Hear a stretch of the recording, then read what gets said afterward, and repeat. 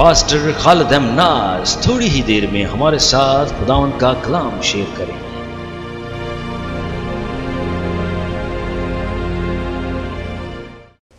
پہلا سلاطین 17 باب ہے اور اس کی 17، 22 اور 24۔ پہلے 17 باب کی 17 آیت پڑھیں گے۔ آئیے خدا کے کلام پر غور کریں۔ کلام خدا میں رقم ہے، آصف صاحب ہمارے لیے پڑھیں گے۔ ان باتوں کے بعد اس عورت کا بیٹا جو اس عورت کا بیٹا مالک تھی، جو اس گھر کی مالک تھی، بیمار پڑا اور اس کی بیماری ایسی سخت ہو گئی کہ اس میں دم باقی نہ رہا۔ 22ویں آیت پڑھیں۔ اور خداوند نے ایلیا کی فریاد سنی اور لڑکے کی جان اس میں پھر آ گئی اور وہ جی اٹھا۔ ہیلیلویا۔ 24ویں آیت۔ تب اس عورت نے ایلیا سے کہا اب میں جان گئی کہ تو مرد خدا ہے اور خداوند کا جو کلام تیرے منہ میں ہے وہ حق ہے۔ پاک کلام کے پڑھے اور سنا جانے پر خداوند کی الہی برکت سب کے آمین۔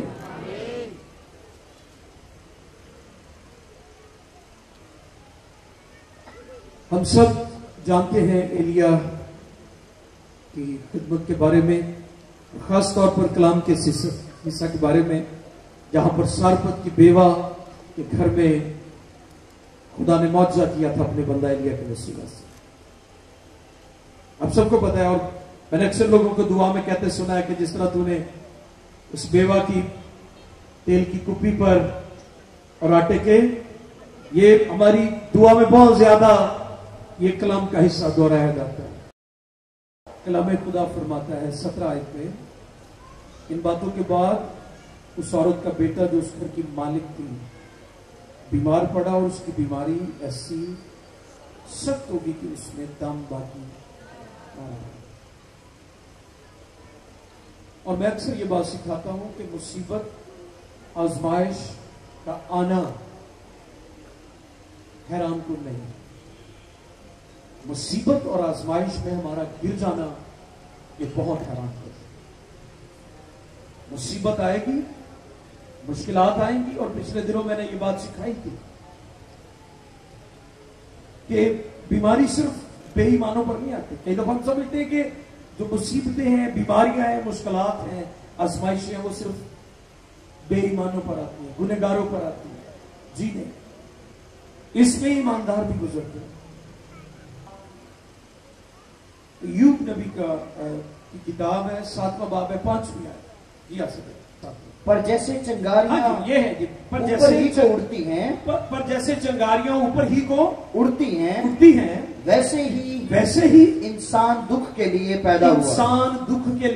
پیدا ہوا۔ ہمیں کبھی بھی جب مشکلات آتی ہیں اس پر حیرانگی کا اظہار نہیں کرنا چاہیے۔ میں نے کچھ لوگوں کو یہ کہتے سنا ہے کہ میں نے تو خدا کا کچھ بگاڑا بھی نہیں ہے۔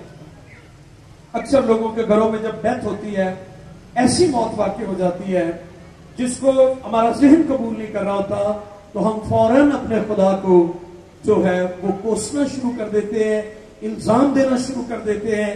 اپنے خدا کو ہم کہتے ہیں کہ اے خدا، تو نے ہمارے لیے یہ حالات کیوں پیدا کیا، کیوں ہم دکھوں میں سے گزر رہے ہیں، کیوں ہم سفر کر رہے ہیں۔ لیکن آپ اس چیز کو ذہن نشین کر لیں۔ ایوب کیا فرماتے ہیں؟ دوبارہ آصف اس حوالہ کو پڑھ دیجیے پلیز۔ پر جیسے چنگاریاں اوپر ہی کو اڑتی ہیں، ویسے ہی انسان دکھ کے لیے پیدا ہوا ہے۔ اب بیوہ کے لیے یہ اچانک بیماری اور مصیبت جو تھی اس کے لیے حیران کن بھی تھی، پینفل بھی تھی، کیونکہ پورے ملک میں کال پڑا ہوا تھا، ہر طرف لوگ بھوک سے مر رہے تھے۔ اور اس نے شکر کیا تھا جب ایلیا اس کے گھر میں آیا، اور وہ میں شکر گزاری کر رہی ہوگی کہ اب کوئی مصیبت نہیں آئے گی، اب زندگی اچھی گزر جائے گی کیونکہ خدا نے معجزہ کر دیا۔ لیکن پھر ایک اور مصیبت اس پر آئی ہے، اور یہ اچانک آئی۔ اور جب آپ اچانک کسی مشکل، کسی پرابلم میں پھنس جاتے ہیں تو وہ آپ کو بہت حیران کرتی ہیں وہ چیزیں۔ اور ان سارے حالات میں آپ کا طرز عمل کیسا ہونا چاہیے؟ آپ کس طرح رسپونڈ کر دیں ان سارے حالات کو، اس کے بارے میں آج ہم سیکھیں گے۔ ایک چیز جو غور طلب ہے اور ہمیں سیکھنا ہے کہ ہماری زندگی میں جب بھی کوئی چیلنج آتا ہے، جب بھی کوئی مشکل آتی ہے، وہ بے مقصد نہیں ہوتی، اس کے پیچھے خدا کا مقصد ہوتا ہے۔ ٹھیک ہے، اس چیز کو کبھی نہ بھولیں۔ آئیے ذرا دیکھیں خطوط میں سے پہلا پطرس چوتھے باب کی 12ویں اور 13ویں آیت پڑھیں، پھر پہلا پطرس پہلے باب کی 17 آیت پڑھیں۔ جی آصف صاحب جی۔ اے پیارو جو مصیبت کی یاد تمہاری آزمائش کے لیے تم میں بھڑکی ہے، یہ سمجھ کر اس سے تعجب نہ کرو کہ یہ ایک انوکھی بات، کیونکہ ہم تعجب کرتے ہیں، ہم اسے انوکھا سمجھتے ہیں کہ ہمارے ساتھ یہ کیوں ہو رہا ہے، یا ہم اچانک اس مصیبت میں، اس بلا میں کیوں کر پھنس گئے۔ تو میرے عزیز غور طلب چیز ہے، پھر آگے کہ یہ ایک انوکھی بات ہم پر واقع ہوئی ہے، انوکھی بات ہم پر واقع ہوئی بلکہ مسیح کے دکھوں میں جو شریک ہو خوشی کرو تاکہ اس کے جلال کے ظہور کے وقت بھی نہایت خوش و خرم ہو۔ سو مصیبت یا جب آپ اسٹرگل کرتے ہیں تو پھر آپ یاد رکھیں اس کے پیچھے خدا کا مقصد ہے۔ اب اس ساری سچویشن میں جب آپ کسی مشکل کا سامنا کر رہے ہیں، آپ کا ایمان یا تو پاش ہو جائے گا، ٹھیک ہے، یا پھر آپ کا ایمان جو ہے وہ بہت زیادہ چمکے گا، ٹھیک ہے۔ بہت سارے لوگوں کو میں نے دیکھا ہے کہ وہ اس طرح کی سچویشن میں آ کر ان کا جو رد عمل ہوتا ہے وہ بڑا عجیب ہوتا ہے۔ آئیے ذرا دیکھیں بیوہ کا کیا رد عمل ہے۔ پہلے سلاطین 17 باب 18۔ سو وہ ایلیہ سے کہنے لگی، کیا کہنے لگی؟ اے مرد خدا مجھے تجھ سے کیا کام؟ اب فوراً وہ عورت جو ہے، وہ بیوہ جو ہے، اس نے رسپونڈ کیا ایلیہ کو۔ جب اس کی پہلی مصیبت ختم ہوئی، قحط کی مصیبت ختم ہوئی، معجزہ ہوا، اس کے فوراً بعد جب اس کا بیٹا بیمار ہوتا ہے تو بیوہ کا جو رد عمل ہے وہ ذرا سنیے کیا ہے۔ تو میرے پاس آیا ہے کہ میرے گناہ کو یاد دلائے، اور میرے بیٹے کو مار دے، اور میرے بیٹے وہ اب الزام دے رہی ہے، اور الزام کس کو دے رہی ہے؟ خدا کو بھی دے رہی ہے اور ایلیہ کو بھی دے رہی ہے۔ اور ہم اکثر اپنی مشکلات کا الزام صرف خدا کو دیتے ہیں۔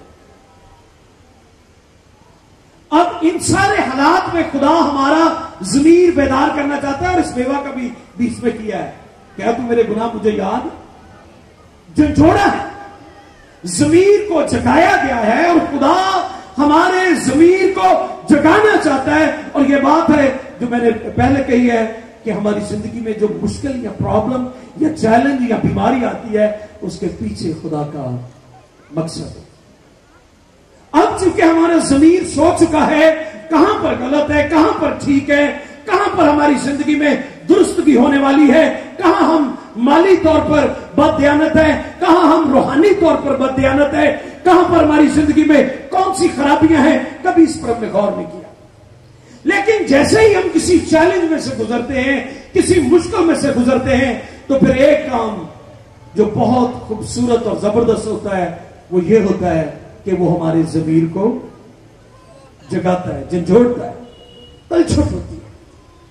کیونکہ کلام میں لکھا ہے آدمی کا ضمیر خداوند کا، اور اگر کسی کا ضمیر جاگ رہا ہے تو وہ زندہ ہے۔ مصرف کے بارے میں لکھا ہے، اس کے بیٹے نے کہا میرا یہ بیٹا جو مر گیا تھا اب زندہ ہوا ہے۔ وہ فزیکلی طور پر نہیں مرا تھا، اس کا ضمیر مر گیا تھا، اس کا شعور مر گیا تھا۔ وہ آوارہ لوگوں میں، وہ گنہگاروں میں، وہ شرابیوں میں، کبابیوں میں، اور طرح طرح کی جو عیاشی کرنے والے لوگ تھے ان میں وہ چلا گیا تھا، اس کا ضمیر مر گیا تھا۔ اور جب ضمیر جاگا تو پھر اس کے باپ نے کیا کہا، یہ میرا بیٹا مر گیا تھا اب زندہ ہوا ہے۔ تو میرے عزیز بیوہ کا کیا رسپانس؟ اس نے کہا اے مرد خدا مجھے تجھ سے کیا کام کیا تو میرے گناہ یاد کروانے کے لیے آیا کہ میں اپنے گناہوں کو یاد کروں؟ اب بیوہ کا یہ رد عمل ہے، رسپونڈ کیا بیوہ نے. یہ جو چیلنج اس کے گھر میں ہوا ہے کہ اس کا بیٹا مر گیا ہے، تو اس نے فوراً اس سے کہا کہ کیا تو میرے گناہ یاد، مجھے تجھ سے کیا کہا؟ یہ بلا، یہ مصیبت جو آئی ہے تیری وجہ سے آئی ہے. تو نے اور تیرے خدا نے میرے بیٹے کو مارا ہے. وہ الزام دے رہی ہے، اور یہ الزام وہ لوگ دیتے ہیں جن کا ایمان جو ہے وہ آزمایا ہوا نہیں. اب چونکہ وہ مرد خدا تھا، مرد ایمان تھا اور مرد دعا بھی تھا. اور خدا یسوع مسیح نے بے اعتقادوں کے بارے میں کیا فرمایا؟ دیکھیں ذرا متی رسول کی معرفت انجیل ہے 8ویں باب کی 26ویں آیت. اس نے ان سے کہا اے کم اعتقادو ڈرتے کیوں ہو؟ تب اس نے اٹھ کر ہوا اور پانی کو ڈانٹا اور بڑا امن ہو گیا. یہ غور کریں کہ اب خداوند یسوع مسیح جب کشتی میں موجود تھے اور طوفان آیا اور لہریں اٹھی اور کشتی ڈوبنے لگی، تو پھر اس کے شاگرد واہ ویلا کرنے لگے، چلانے لگے، خوف زدہ ہو گئے، ڈر گئے، بیوہ کی طرح الزام دینے لگے کہ تجھے ہماری فکر نہیں ہے، ہم ہلاک ہوئے چاہتے ہیں. غور کیجیے. اسی طرح آج ہماری زندگی میں جب طوفان آتے ہیں اور جب ہم سارپت میں سے گزرتے ہیں اور جب ہماری آنکھوں کے سامنے ہمارے عزیز ہم سے بچھڑتے اور مصیبتوں اور تکلیف میں سے گزرتے ہیں، تو ہم کیسے رسپونڈ کرتے ہیں؟ ایلیا نے کیسے رسپونڈ کیا؟ 19ویں آیت. اس نے اس سے کہا، ہاں جی، ایلیا کیا کہتے ہیں؟ اس نے اس سے کہا اپنا بیٹا مجھ کو دے. ہاللیلویا. اس نے کہا اپنا بیٹا مجھ کو دے. آج کے قادموں کے لیے بہت بڑا پیغام ہے ایلیا کا کردار، کہ آج کتنے بیٹے ہیں، کتنے خاندان ہیں جو تباہ و برباد ہو رہے ہیں، روحانی طور پر منشیات میں، نشے میں تباہی کی طرف جا رہے ہیں. آج پاسٹرز کو، لیڈرز کو چاہیے کہ وہ دعا کے لیے، شفاعت کے لیے خدا کے حضور رکھنا میں کھڑے ہو جائیں، تاکہ وہ بچے جو مر رہے ہیں ایلیا کی طرح کہا جائے کہ اپنے بیٹے کو مجھ کو دے دے. ہاللیلویا.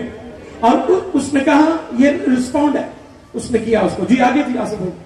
اور وہ اسے اس کی گود سے لے کر اس کو بالا خانہ پر، اور اس کو کہاں پر لے گیا؟ بالا خانہ. یہ وہ جگہ تھی جہاں ایلیا ٹھہرا ہوا تھا، یہ وہ جگہ تھی جہاں وہ دعا کرتا تھا. اور پھر کیا کیا اس نے؟ جہاں وہ رہتا تھا لے گیا، وہ لے گیا اور اسے اپنے پلنگ پر لٹایا. اور اس نے خداوند سے فریاد کی اور کہا اے خداوند میرے خدا، کیا تو نے اس بیوہ پر بھی جس کے ہاں میں ٹکا ہوا ہوں اس کے بیٹے کو مار ڈالنے سے بلا نازل کی. اور اس نے اپنے آپ کو 3 بار اس لڑکے پر پسار کر خداوند سے فریاد کی اور کہا اے خداوند میرے خدا، میں تیری منت کرتا ہوں کہ اس لڑکے کی جان اس میں پھر آ جائے. اور خداوند نے ایلیا کی فریاد سنی اور لڑکے کی جان اس میں پھر آ گئی. ہاللیلویا. اور وہ جی اٹھا. بیوہ کا رد عمل کیا تھا؟ مجھے تجھ سے میرے گناہ یاد کروانے آیا ہے. اور ایلیا نے کہا اسے مجھے دے دے. میں ایمان رکھتا ہوں کہ خادموں کے اندر زندگی ہے. ہاللیلویا. اس نے اس کے اوپر اپنا بدن پسارا ہے اور اس کے منہ پر منہ رکھا ہے. اور وہ زندگی جو ایلیا کے اندر خدا کی پیغام کی وسیلہ سے تھی اس بچے کے بدن میں گئی ہے اور وہ جی اٹھا ہے. اور پھر اس کا رزلٹ کیا ہوا ہے؟ اس کا نتیجہ کیا نکلا ہے؟ 24 اور خداوند نے ایلیا کی فریاد سنی اور خداوند نے ایلیا کی فریاد اور لڑکے کی جان اس میں پھر آ گئی اور وہ جی اٹھا 24 تب اس عورت نے ایلیا سے کہا اب میں جان گئی ہلیلویا اب میں جان گئی کہ تو مرد خدا ہے. اب دیکھیں کہ جب لوگ ایمان سے خالی ہوتے ہیں، بے اعتقاد ہوتے ہیں، وہ پہلے معجزے کو بھول جاتے ہیں، دوسری پریشانی کے لیے شکوے شروع کر دیتے ہیں. اب کیا کہہ رہی ہے بیوہ؟ اب میں جان گئی. پہلے کہتے سی بیوہ جو انہیں کپی نو برکت دیتی سی اور مٹکے نو برکت دیتی سی، تب بیوہ کو پتہ نہیں چلا تھا. یہ کیوں ہوا ہے؟ کیونکہ وہ ایمان سے خالی تھی، بے اعتقادی تھی اس کے اندر. جیسے خدا نے شاگردوں کو جھڑکا ہے، کیا کہا خدا نے؟ اے کام اعتقاد ہو، تم کیوں ڈرتے ہو، تم کیوں خوفزدہ ہوتے ہو؟ اور آج ہماری زندگی میں چیلنج ہے، مشکلات ہیں، ہم ڈرے ہوئے ہیں، سہمے ہوئے ہیں، اور ہم خدا کو الزام دے رہے ہیں. بیوہ ایلیا خدا کو الزام دے رہی تھی، اور پھر کیا کہنے لگی؟ اب میں جان گئی ہلیلویا کہ تم مرد خدا ہے، اور خداوند کا جو کلام تیرے منہ میں ہے وہ حق ہے. ہلیلویا. پھر خادموں کی گواہی اور ان کا پیغام بھی لوگ قبول کرتے ہیں جب خدا ان کی قدرت سے معجزے ہوتے ہیں. ہلیلویا. اس لیے بہت ضروری ہے کہ چرچ میں، کلیسیا میں خدا کے معجزے ہوں. معجزے جہاں خدا کی خدائی کا ثبوت ہے، وہاں خدا کے خادموں کی بلاہٹ اور خدمت کا بھی ثبوت ہے کہ خدا کے یہ خادم ہیں، بلائے ہوئے ہیں. داؤد اس کے بارے میں کیا کہتے ہیں؟ زبور 119 اور اس کی 75 آیت 75 ورس. اے خداوند میں تیرے احکام کی صداقت کو جانتا ہوں اور یہ کہ وفاداری ہی سے تو نے مجھے دکھ میں ڈالا. بے وفائی سے نہیں ڈالا. اب کچھ لوگ سمجھتے ہیں کہ مصیبت بندے تے آئی ہے، یقیناً گنہگار ہے. یہ زندگی جو پاپ نے کھوٹا بےایمانا ٹھاگا تادے مصیبت سے ہم فوراً عدالت شروع کر دیتے ہیں. مثال کے طور پر جب کلام فرماتا ہے کہ الشبا کا شوہر جو ہے وہ جاتا ہے ذکری کاہن ہیکل میں، تو جب اندر جاتا ہے تو کیا ہوتا ہے؟ خدا اس سے کلام کرتا ہے کہ میں تجھے، اور پھر کیا ہوتا ہے؟ کیونکہ اس کی عمر زیادہ ہو چکی تھی، وہ حیران ہوتا ہے کہ یہ کیسے ممکن ہے. اور پھر جب باہر آتا، خدا نے اسے کہا کہ چونکہ تو نے میرا یقین نہیں کیا، لہذا جب تک وہ بچہ پیدا نہ ہو جائے تو بولے گا.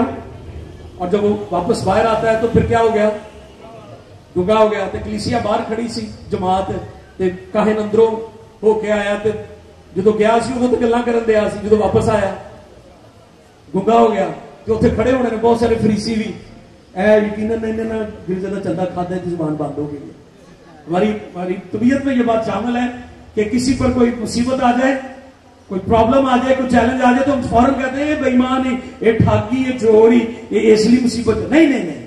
داؤد انکشاف کرتا ہے کہ یہ مصیبت جو ہے یہ وفاداری کی وجہ سے ہے، کیونکہ خدا ہمارے ایمان کو روز مشکلات اور چیلنج میں سے گزارتا ہے تاکہ وہ کندن کی مانند ہوتا جائے.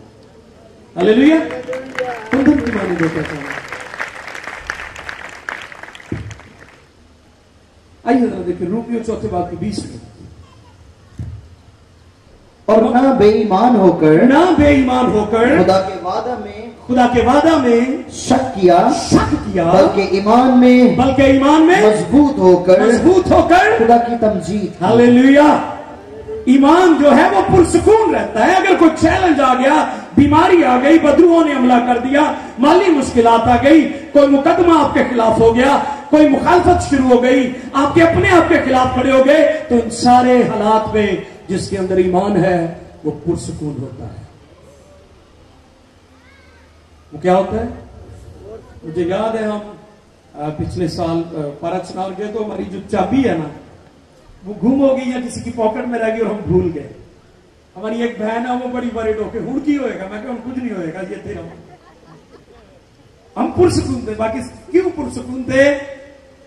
کیونکہ ہمارے اندر، اور جب آپ کی زندگی میں ایمان ہے تو پھر آپ پرسکون ہوتے ہیں. آپ کے چہرے پر جو جیسے لوگ ورڈ ہوتے ہیں, وریز نظر آتی ہیں, چہرے پر کوئی شک نظر آتا ہے, ہاں جی خوف نظر آتا ہے, آپ ابتری کا شکار ہوتے ہیں, افراتفری ہوتی ہے آپ کی زندگی میں. میں نے کئی لوگوں کو دیکھا ہے جب چھوٹی سی مشکل بنی تو وہ افراتفری کا شکار ہو جاتے ہیں, خاندان بکھر جاتے ہیں, ٹوٹ جاتے ہیں, میاں بیوی ایک دوسرے کا ساتھ چھوڑ جاتے ہیں. حالانکہ وہ کھڑے ہو کر کہتے ہیں کہ دکھ میں, مصیبت میں, تندرستی میں, بیماری میں اس کا ساتھ دوں گا, لیکن افسوس وہ ساتھ چھوڑ جاتے ہیں کیونکہ وہ ایمان سے خالی ہے. ایمان جو ہے آزمائش کے وقت پرسکون. ایلیا جانتا تھا لیکن بیوہ خدا کی مرضی سے ناواقف تھی. ایمان خدا کو وہ کام کرنے پر مجبور کرتا ہے جو انسانی لحاظ سے ناممکن ہے. ہلیلویا. جو انسانی لحاظ سے 19-20-21 پڑھ گیا سے پہلا سلاطین 17-19-20-21. اس نے اس سے کہا اپنا بیٹا مجھ کو دے, اپنا بیٹا مجھ کو دے, اور وہ اسے اس کی گود سے لے کر اس کو بالا خانہ پر جہاں وہ رہتا تھا لے گیا, اور اسے اپنے پلنگ پر لٹایا, اور اس نے خداوند سے فریاد کی کہ اے خداوند میرے خدا, کیا تو نے اس بیوہ پر بھی جس کے ہاں میں ٹکا ہوا ہوں اس کے بیٹے کو مار ڈالنے سے بلا نازل کی, اور اس نے اپنے آپ کو 3 بار اس لڑکے پر پسار کر خداوند سے فریاد کی, اور کہا اے خداوند میرے خدا میں تیری منت کرتا ہوں کہ اس لڑکے کی جان اس میں پھر آ جائے. اور خداوند نے ایلیا کی فریاد سنی, اور لڑکے کی جان اس میں پھر آ گئی, اور وہ جی اٹھا. ہلیلویا. رومیو 10:11 پڑھیے. چنانچہ کتاب مقدس یہ کہتی ہے کہ جو کوئی اس پر ایمان لائے گا وہ شرمندہ نہ ہوگا. ہلیلویا. وہ شرمندہ اب کبھی نہیں ہوگی اگر آپ ایلیا کی طرح مرد ایمان ہیں. اس نے کہا ہے مرد خدا میں جان گئی کہ تیرا خدا زندہ ہے, اور جو تیرے منہ میں کلام ہے وہ حق ہے. خدا کے اس نے کہا راہ, حق اور زندگی میں ہوں. تو پھر خدا کی قدرت ظاہر ہوتی ہے جب آپ ایمان پر کھڑے ہو جاتے ہیں, جب آپ حالات کا مقابلہ کرتے ہیں. تو پھر ایمان کا پھل کیا ہوتا ہے؟